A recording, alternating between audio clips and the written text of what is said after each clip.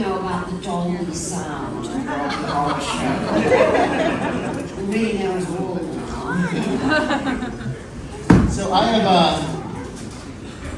know a lot of you, have been to a tour to see Barry and Nell, and I know you've seen a lot of the questions that have been asked. We're going to ask some questions tonight, and we're going to play a little bit of a game. Oh. But the first thing is, yesterday we had a full day of press at the hotel, and Barry comes up to me and says, "I got all of these cards from Entertainment Weekly. Don't ask me. Why do you use these questions?" He didn't say that at all. But I took these cards. I'm going to ask you guys some of these questions to see what you say. I hope it doesn't throw you too much off guard. But, let's see. Boy, we've heard that one before. No, I didn't know if it was going to last 50 years. Yes, I did sleep with 2 members of the cast. I watched. Charles Gray was very grateful. So, was there a moment, either during filming or in the stage production, where you all looked at each other and thought, "What the hell are we making?" God, no, darling. First of all, Can't hear him. Oh, I'll move closer. Repeat the question, please. Was there a moment during the filming or in the stage production where you all looked at each other and thought, "What the hell are we making?" first, darling, you're in the way of the audience. Sorry. I'll move back here. Okay. Face the audience. See, I'm learning acting. It's just, okay. No, we never thought that because, first of all, Pat and I had the experience of doing the show when it first began as a tiny little stage production in London. And secondly, we only had a 5-week schedule to shoot the bitch. So we were so busy doing it, freezing to death in Grey Studios, that we were just getting on with it. And mercifully, because we were very familiar with our roles, but none of us really made movies before, so there was that whole thing about, "Have I got a camera? Am I overdoing it?" Well, you can imagine. Columbia really struggled with that. You always see my nipples on the screen. But anyway, so, and to us it wasn't racy at all, even when we did the show in 1973 in London. We weren't at all shocked by it. It was nothing about it was shocking. It was that, the 60s had been and gone in London. It was the 70s. And every kind of sexuality was now legal, but only recently. Anyway, I could go on and on, get the others. All right. Barry, What? what do you think your character did after the end of the movie? Became the mayor of New York.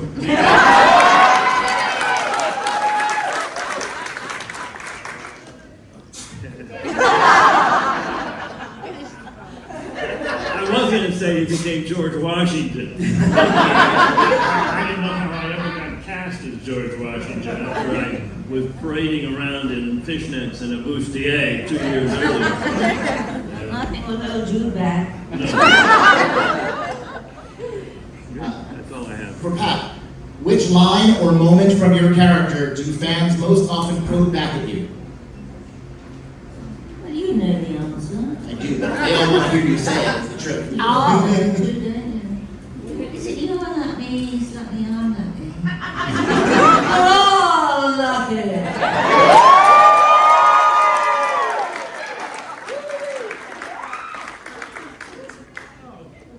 We actually are all lucky. 50 years later, we're standing here, sitting here, talking to you all.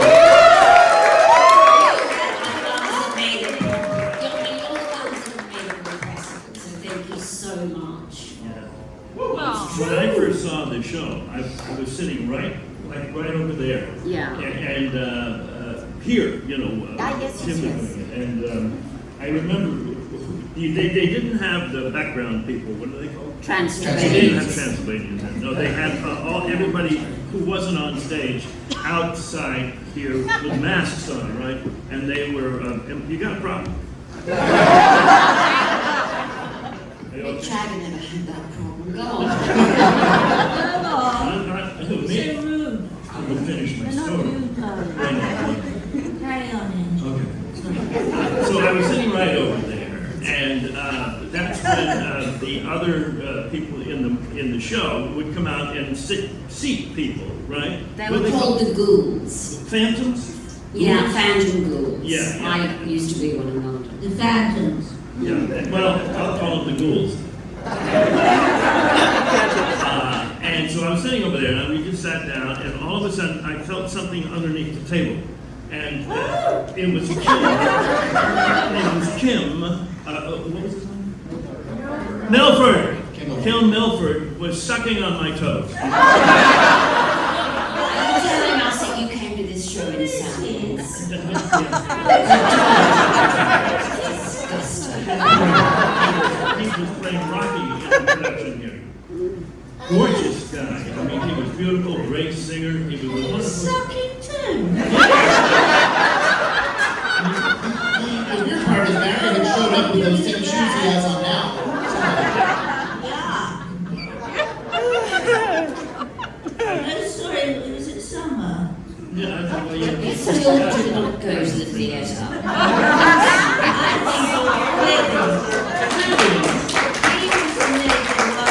You might have taken my shoes off. Really? The 70s in California. Was there a scene that looked glamorous on screen but was a nightmare to film? Every single one. Yes, there was. And that is the floor show. Once we were out of the pool. Sopping wet, freezing cold, very high heels, very few frock gauge, and it was just so slippery. And we were pretty much a one-take movie, weren't we? Yeah. Because we had such a But it's such a shame to ruin all that, because after seeing that last night, it was so wonderful. Fortunately, I wasn't in that scene. You tell everyone how horrible it was. It wasn't Take away a horrible. little bit. It was challenging. It was challenging. I think it's more fun knowing what's really going on. It was just really slippery. Yeah. And cold. Yeah, and I loved you all in the pool last night, sort of kissing each other. Last night. You mean in the movie, not last night at the hotel. That too. Okay. You both last night? Yeah, when we were in the pool last night at the hotel.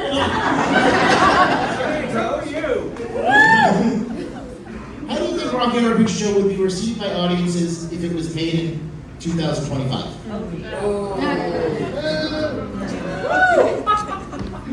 I've always wanted a new prop added to this whole ensemble. Okay, it's $600 of $20 bills rolled up in a roll with rubber bands, and then they throw it at me. Yeah, that's a great idea. The best part of the show. Wouldn't that be great? Yeah. Anybody up for that tonight? Provide the bills, I'll throw them. I'm so impressed how Frank Heavy the audience is. There's nothing wrong with that.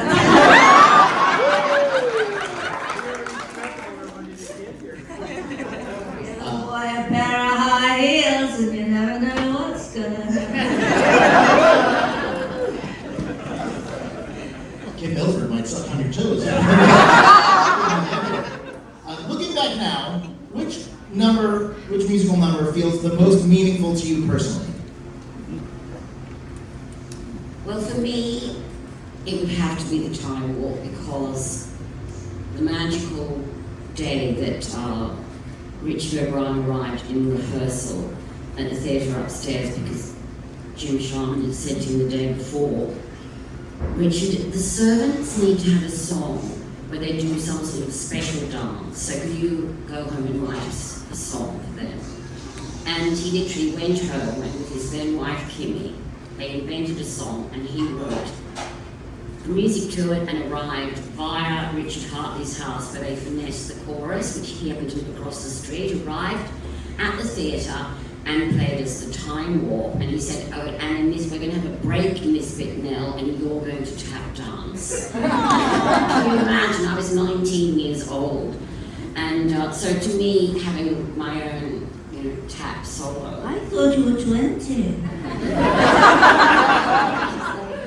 You're still 19. I thought you were 20. I turned 20 later. That's how it goes.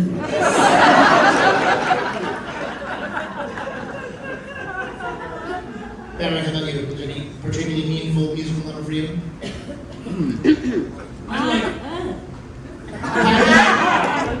No, do you have a meaningful? Oh, absolutely. Can I hear? Go for it. No, it's when I went for my audition, I sang a song for them, and I could see they weren't very impressed. And I thought, well, that's the end of that. And, Tell them what song you sang, and tell them what you were told well, to I sang a sing. song called Over My Show. I was going for the audition, and I said to my agent, what is this? He said, it's a rock and roll musical, and they want you to sing a rock and roll song. And I said, I can't sing rock and roll songs. And he said, sort of Paul Anka or something. Anyway, so I thought, oh God, what am I going to do? I only knew one song. And I said, what is this about, to my agent? What is this show about? And he said, I don't know, I think it's something about a circus. But he wasn't wrong, because I've been in a circus ever since. So anyway, I went for my audition and I sang the song that Nell's asked me to tell you about, which is Over My Shoulder There's One Cab, which is a 1930s number by a singer and dancer called Jessie Matthews, who was famous for her high kicks. Hence, over my shoulder there is one cab kick. Over my shoulder. I didn't do the kicks, but I sang the song. And Richard Hartley said when I went into the audition, he said, he's the musical director, and he said, can I have your sheet music? And I said, I don't have any sheet music. And he said, well, How am I going to play it? I said, it's in my head. I knew it. And I sang it, and I could see inch by inch they were losing interest. That's what you thought. Pardon? That's what you thought, but they were enchanted by you, Pat. No, they weren't. No, they bloody weren't. Anyway, and then Richard Ryan said, do you think if I played the song for you, could you sing along with me with the guitar? And I thought, oh God, I didn't know how to do that. And I said, okay. So he began, and this was my amazement, was he began, dun dun dun dun dun dun dun dun dun dun. Oh my goodness, Michael Rennie was a day. This song's fantastic. And I don't know why I thought that, why would I even begin to think that, but I knew it was. I just knew that. And it's amazing. And they all said, well, thanks, and I said, thank you, and off I went down the King's Road, and it was unbelievable. I just thought, that song's fantastic, it's brilliant. So I went home, within half an hour the agent phoned and said, they want you to do it. I said, great! I said, wonderful. He said, don't be silly, you haven't read the script yet. You have to go to the stage door at the Royal Court, collect the script. And I said, I don't care, I don't need to read the script, I heard a song. And he said, don't be silly, go and get the script. So I got the script was hardly written, it was like someone called Magenta with 3 lines or something. I had no interest in that at all. And I came back and I said, I'm still doing it. Well, it's 18 quid a week and 10% of that. He wasn't keen. But I did it and got to sing science fiction and played that other thing called Magenta.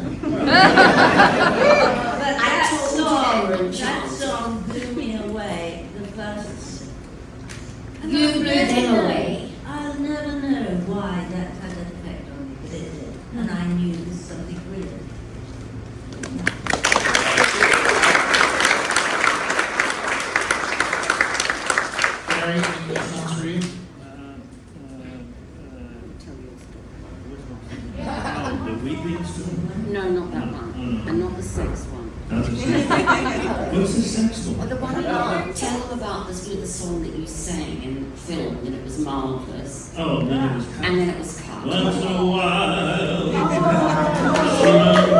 someone you speaking the telephone and once in your life, she don't want to know I said tell the story now. You look around, the one you found. See, right about this time that the audience goes, I know why it was cut from the movie! Right? I loved it. If you could rewrite one moment for your character now, what would it be? If you would what? If you could rewrite one moment for your character now, what would it be? Make it longer.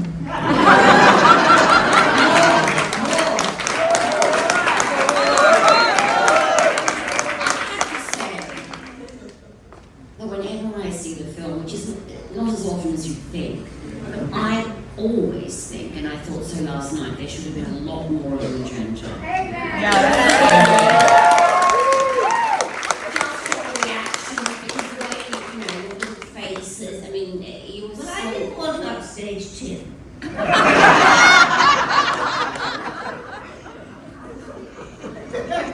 You'd have to work very hard to do that. What's the ledge look? Somebody, Oh, Oh yeah, we had that. I was doing on tour we're doing these tours with, like, how many cities are we doing? Yeah. 40. 27. 27 cities In 20 days. days. Starting next week. And they're brilliant. And I went to one of them, I was at one of them, and there was a shadow cast where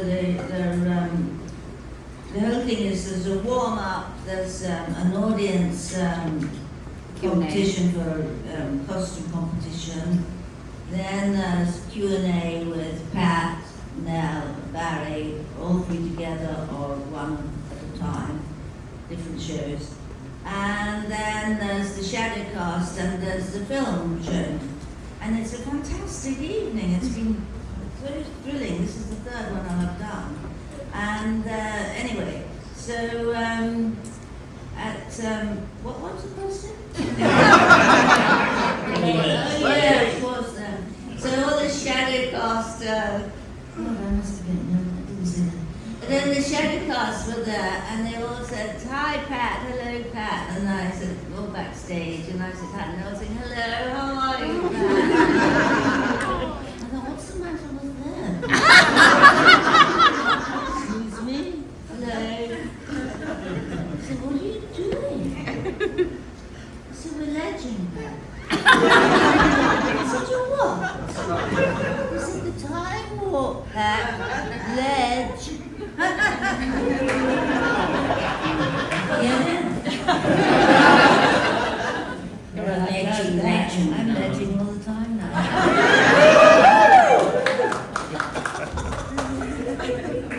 All right, we're going to play a quick game. You guys ready? It is about your career, and you guys are going to answer true or false to these questions.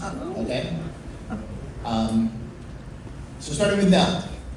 True or false for the audience? Did Nell play a character called Erica Thrall in 1998's Great Expectations? True. The true or false? True. True. Do you have any anecdotes about filming that?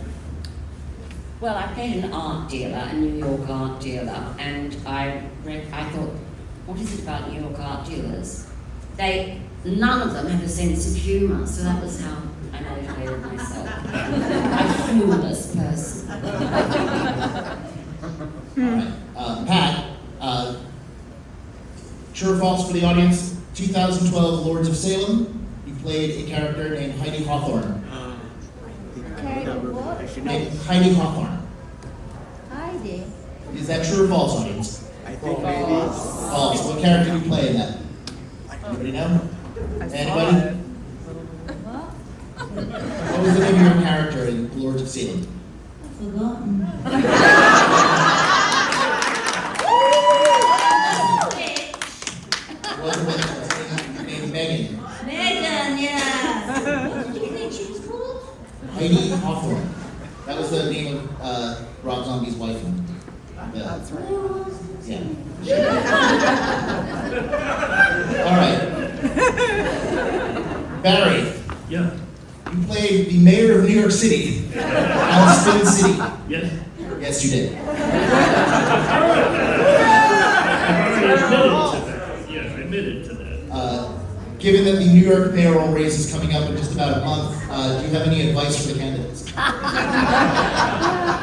Drop out of the race. Which candidate are you voting for? I don't know. I don't. The young one.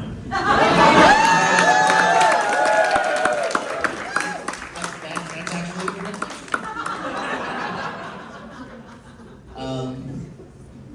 Nell, you play in 2022, true or false, you played a character called Doc Nell in a movie called Seriously Red, which was about Dolly Parton impersonator. That's too shady. Right? Yes. Yes, I did. All right. Tell us about that. What was that about? Hold on, what was it about? Well, the interesting thing about that film is that it was directed by the wonderful, hold on to your hats, let me find the name. Because she directed the documentary on Chalky, Michael White, the producer of the Rocky Horror Picture Show. Gracie Otto. Gracie Otto. Yeah, that's her name. And she directed that wonderful film, and she also directed her marvelous documentary on the legendary Chalky, as in Michael Yeah, White, that called was The Last brilliant. Impresario. So that's who that was. Okay. Pat played a nurse in Monty Python's Meaning of Life. Yeah.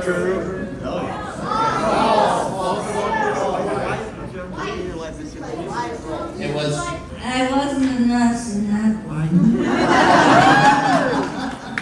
I was the wife. She was the wife of.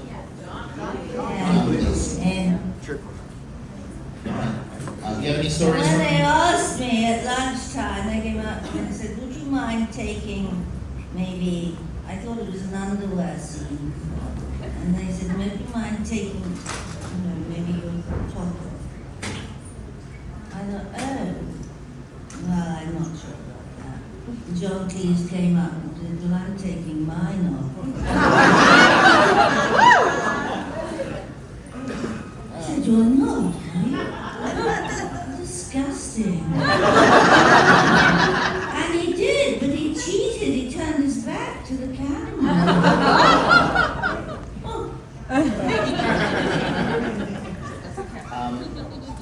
Barry, Yeah. this one's for you. Okay. You played a character called Nick DiCarlo on The Golden Girls. True or false? True. Was it true? Who says true? Yes, it is true. True. I've Who seen says that. false? It is false. You played Nick DiCarlo on Golden Palace. Oh, I had a reboot of it, right? It was this follow-up series to The Golden Girls. Yeah. I did a thing years later with Betty White, and she said she remembered me from doing that one episode because I was in a Speedo. It's true. Yeah, you're quite unforgettable.